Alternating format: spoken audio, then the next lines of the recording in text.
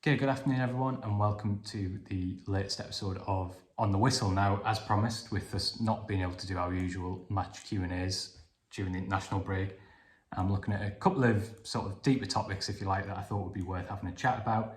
Last week, obviously, we looked at the Africa Cup of Nations and what impact that's actually going to have on Sunderland's season. So you can still go and watch that if you haven't already. And today I wanted to have a little bit of a look at Sunderland's summer spending, because a little bit like the Africa Cup of Nations, it's been such a huge kind of topic of discussion this summer. I just thought it'd be really useful to break down how it's actually panned out and more importantly, what it means for the future. There's been a huge amount of discourse about Sunderland spending, about PSR, that's the Premier League's financial rules, and where Sunderland actually sit amongst all of this with the amount of money that they've spent, because I think it's fair to say that their ambition and their aggression financially this summer has probably gone beyond what pretty much anybody expected. So yeah, without further ado, let's get straight into it. Now, I do say this with a caveat that I am a footballer reporter, not an accountant. So I'm probably not the absolute number one source of authority on this, but I think I can give a little bit of insight, having obviously covered the club for quite a while through its rise through the Championship, League One, and obviously keeping a close eye on things, how things have developed this summer. So to start with, I thought the first thing to put into perspective was, before we have a look at PSR, the financial rules, and how this all pans out with Sunderland in terms of that, was to just chat a little bit about the spending, because obviously you see a wide variety of numbers that have been touted in terms of how much Sunderland have actually spent this summer. It's impossible for us to get to a definitive number in terms of what Sunderland have actually spent, because obviously the vast majority of transfer fees are undisclosed. But I think we can have a very, very, very educated guess, judging by fees that I'm sort of comfortable reporting in terms of my sources and discussions I've had, and also from other sources and reporters whose reporting I absolutely trust. So you have seen the figure kind of near around 200 million being touted with Sunderland. It's really important to stress that that number is reliant on every single pretty much add-on clause that's been inserted into every single transfer and being realised. The chances of that happen are absolutely minimal. As ever, when you have add-on clauses inserted into a transfer, some of those might be realistic in terms of being triggered in the future. Some of those will be incredibly unlikely to be realised. They might be based on performances and certain things being hit that are incredibly unlikely to happen. So the actual probability of Sunderland summer spending kind of going up to sort of 200 million, if you like, in future is minimal. I think if, from my sort of estimates and my educated sort of guesswork, if you like, I think what we're looking at in terms of what Sunderland have actually definitely committed to fees this summer is a lot closer to 150 million. Now, to be clear, that's still an absolutely huge amount of sum for any club to spend, and certainly for a promoted team to spend. But we also have to put a little bit into context. It's not quite the kind of noisy number that initially appears on paper when you put a few important things into context. The first thing to say is that Sunderland have already raised a lot of money prior to this transfer spree. So remember that they started last summer with the sale of Jack Clarke, which we believe to have been an initial £15 million transfer to Ipswich Town. They started the summer by, even before the summer in fact, agreeing a deal that could be worth eventually around 11 million for Tommy Watson. And they of course sold Joe Bellingham to Borussia Dortmund for a fee that could eventually rise above 30 million. So I think it's really important to note that, especially when you add in, although not anywhere near the level of profit we're talking about here, but also Pierre-Emerick's transfer to St Etienne, we're talking about a net spend that is much closer to the £100 million mark. Now, of course, I mentioned the Jack Clarke sale. Now, there are some incoming transfers in that period as well, Wilson Isidore, Milan Alexic, but nowhere near the level of spending to cancel out the Clarke fee. So we're talking about a net spend probably over the last 12 months of a lot closer to around 100 million. A lot of money, but bearing in mind that TV revenues alone, even in the worst case scenario that Sunderland get relegated this year and don't get promoted back in the next couple of years, parachute payments means they're pretty much guaranteed a sum of around £200 million in TV revenues over the next 3 seasons, and that's in the worst case scenario. And of course, in the best case scenario, Sunderland will bank another 100 million next year from TV revenues, another 100 million after that if they can stay up again. So I think it's really worth saying that this is ambitious spending, but it's not reckless spending in terms of the revenues that Sunderland know they're going to bring in, and particularly because of the money that they've raised on player sales in the last 12 months or so. So I wanted to start, before we got to the kind of PSR angle, if you like, by looking at that, because I think it's a really important point. I would say as well is that Sunderland are like every other football club in the land. They do very, very rarely pay fees entirely up front. In the vast majority of cases, they're paid in instalments. So it's not as if Sunderland have stumped up £150 million in cash. So it'll be something that'll be staggered over a period of time.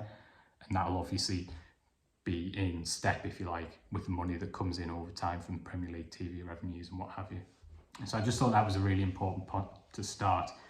But let's get into PSR, because I think this is kind of probably the thing that most people have been talking about this summer and the most interesting angle from a Sunderland perspective. I've seen so many comments and tweets, mostly from neutrals to be fair, but also some Sunderland fans have been asking me, well, also being a bit worried about the Africa Cup of Nations, saying how can we do this? How can we spend this much money and stay within the PSR rules?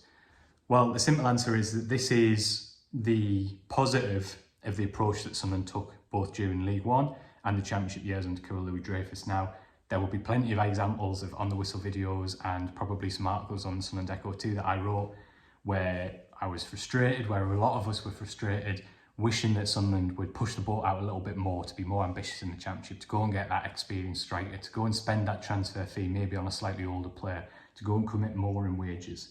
Well, it's precisely by not doing that, Sunderland took a calculated gamble that they could get out of the league without doing that, which would then create them with a really strong platform to go and invest. And that's exactly what has happened this summer. So to start with, just to outline how PSR actually works. So it's same as the EFL. It's accounted for over a 3-year period. So for this season, Sunderland will be judged on the current campaign, their financial forecast for the season. Last season, of course, the year that they got promoted from the Championship, and the season before, that's 23-24. Now, Premier League clubs can lose, within the rules, 105 million over that 3-year period. Now for Sunderland, that's slightly different because the rules are adjusted if you have spent some time in the Championship during your period, during your account period, under the PSR rules. So for Sunderland this year, they have to have a maximum loss, of 61 million over the 3-year period, those 3 seasons that I mentioned. Now, you might look at that and think, well, hang on, we've spent nearly 150 million on players this summer. How on earth are we going to stay in with that £61 million loss limit?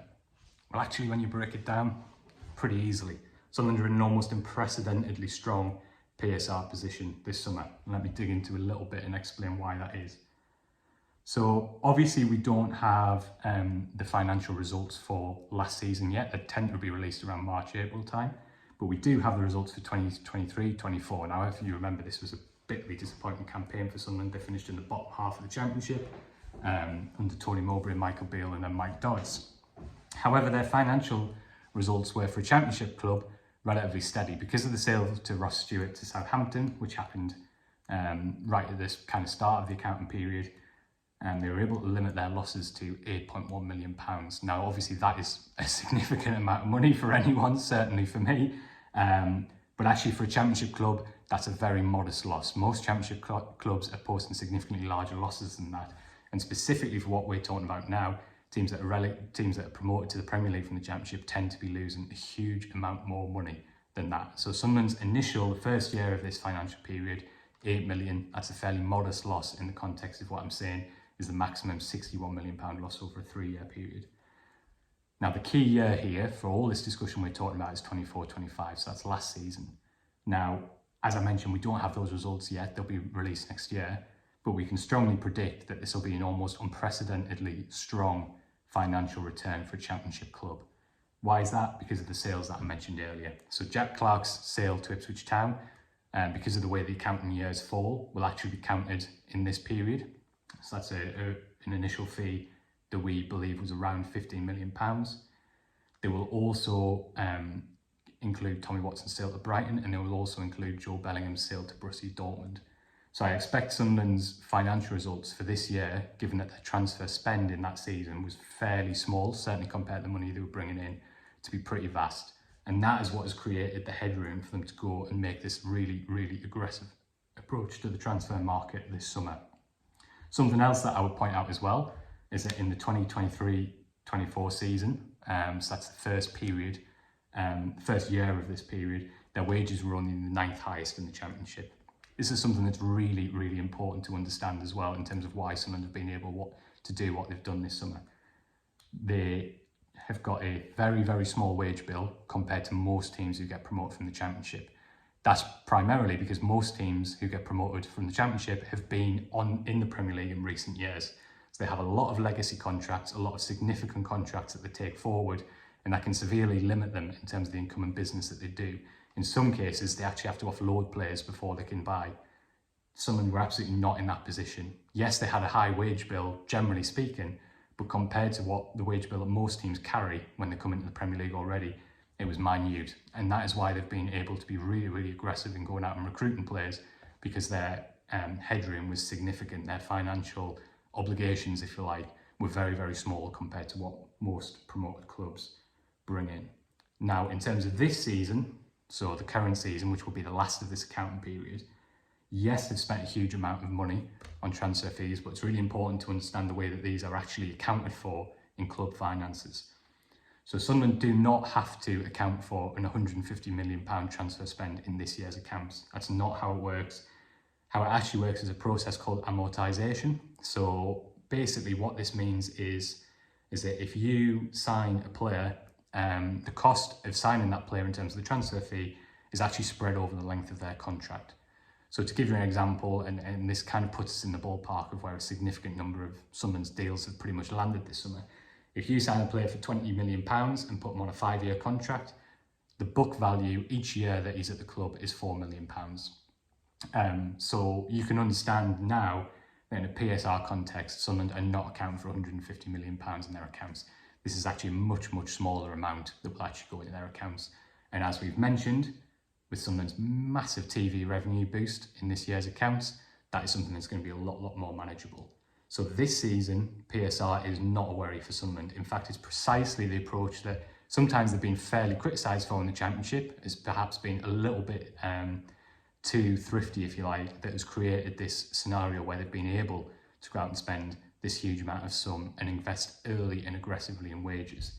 Don't just take my word for it. There's a fascinating interview with the Leeds United managing director, Robbie Evans, because Leeds have been criticised for not spending as much as Sunderland. And he talks about Sunderland's unprecedented PSR position this summer and why the wages and the losses that Leeds have incurred in previous years have made it difficult for them to invest in the same level as Sunderland this summer.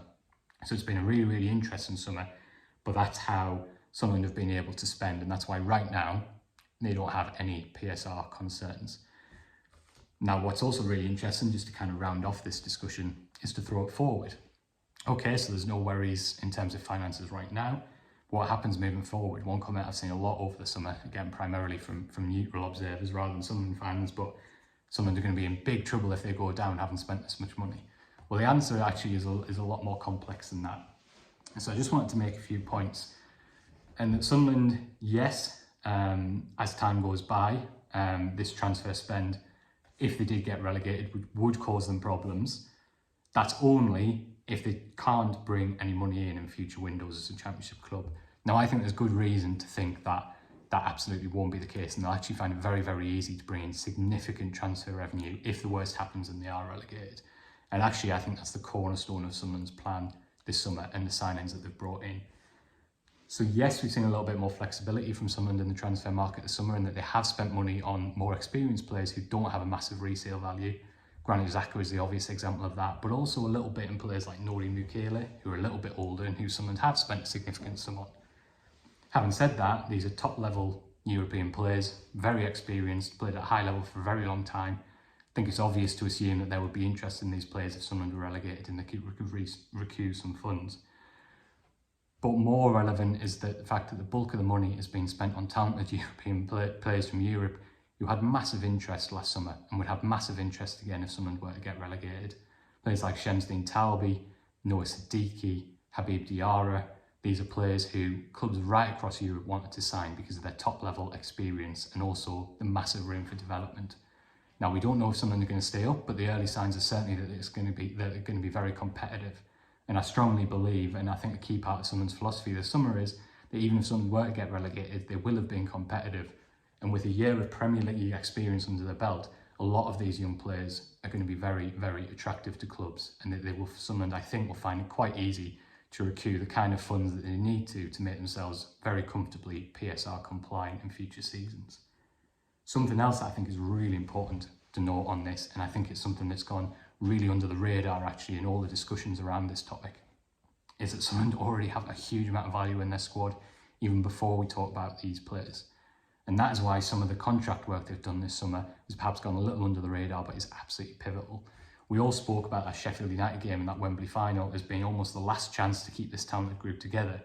And what we meant by that was there were so many talented young players in this squad who were bound to get top tier interest and offers if Sunderland didn't get promoted.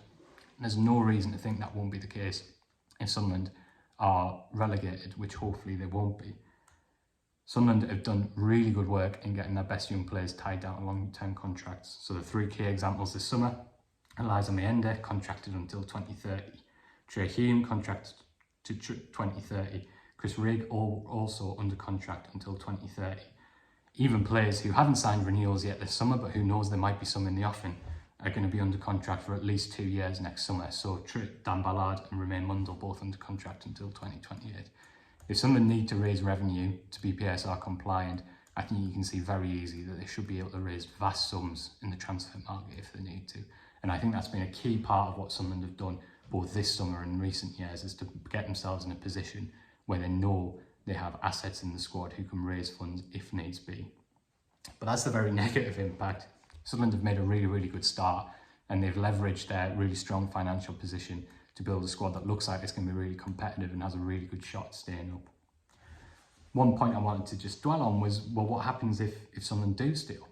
Is this spend going to cause them problems in future years?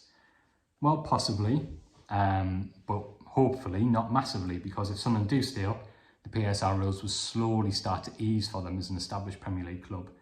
So if they stay up this year, next year their limit will rise to 83 million. So they'll be in a position where they can then lose 83 million over the 3-year period. Now that 3-year period will then still include last season's accounts, which, as I've mentioned already and explained, are going to be a really, really positive set of accounts from a PSR perspective. So next summer, I imagine their PSR perspective, if they're a PSR position, if they are a Premier League club, will be very strong. Now after that year, yes, that positive set of accounts from last year will drop out for the 3-year span, but their limit will then rise again to the full 105 million. So that will give them a little bit of extra headroom. Now, for sure, Sunderland with their current revenues, unless they get into Europe, cannot afford to spend £150 million every year. That is absolutely clear. It just can't happen. But they shouldn't have to. A key part of what they've done this summer has been building a core of players who they believe can stay with the club for a period of time. So I think Sunderland will be quite relaxed about the fact that investment in future years, if they do stay up, can be on a lot smaller number of players, investing more in real quality to increase the team, the level of the team, rather than in quantity. And the other thing I would say is Sunderland have shown that they're really good at selling players at the right time. And so that will continue to be an option for them as long as they're a Premier League club and they can continue to supplement those revenues with those player sales. One last thing I want to talk about as well is just a little bit about sort of my feeling of having covered the club for a long period of time. It's been really clear to me, asking and talking to people this summer about Sunderland spending and some of the nervousness I've felt at times about the level of spending and with the potential future implications for that is that, and you can read some quotes from the Sporting Director Christian Speakman on the Echo website to this point last week, where he talked about Sunderland, everything they do is it's ingrained in them, the mess that they inherited when they took over the club. And what was the key reason for that mess? That was the contracts that Sunderland took from the Championship into the Championship from the Premier League and then into League One. So although we don't have details of player contracts, I think it's fair to assume that there are significant safeguards in place where if Sunderland are relegated, those wages and those contracts will adjust accordingly. And I think that's going to be an absolutely massive factor in terms of keeping Sunderland both lean financially and PSR compliant. So maybe a little bit of a numbers heavy, another kind of wordy video, so I apologise for that. But I just wanted to have a little bit of an overview to give you an impression about how Sunderland have been able to do this, and hopefully that all kinds of makes sense.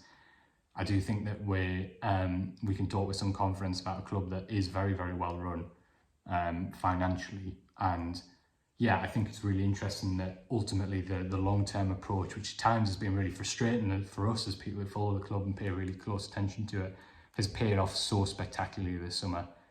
To quote that Leeds United managing director, to leave Sunderland in an unprecedented position when many other clubs are basically hamstrung by PSR. to go out and invest aggressively. And what I really like about it is the kind of players that they've brought in, coupled with that really strong proactive contract management that we've seen over a long period of time, gives me some reassurance that if the worst comes to the worst, Sunderland will be in a position where they can very easily raise the revenue that they need to then kind of go again and go into the next phase of their development. But that's a very, very negative thought, and I think at the moment there's good reason to think that this spending might just pay off and that Sunderland might be able to establish themselves as a Premier League club. For sure, they can't afford to do what they've done this summer every year, but I don't think that's the plan. I think this has been a targeted investment to build a new core of a team that can then be added to over a period of time. Inevitably, like every club in the PSR world, that will then be supplemented by the odd player sale. So I hope you've enjoyed that. Hope it's given you some insight. And yeah, we'll be back soon. Build up to Crystal Palace, reaction to Crystal Palace, and all of that. So stay tuned. Thanks as ever for watching.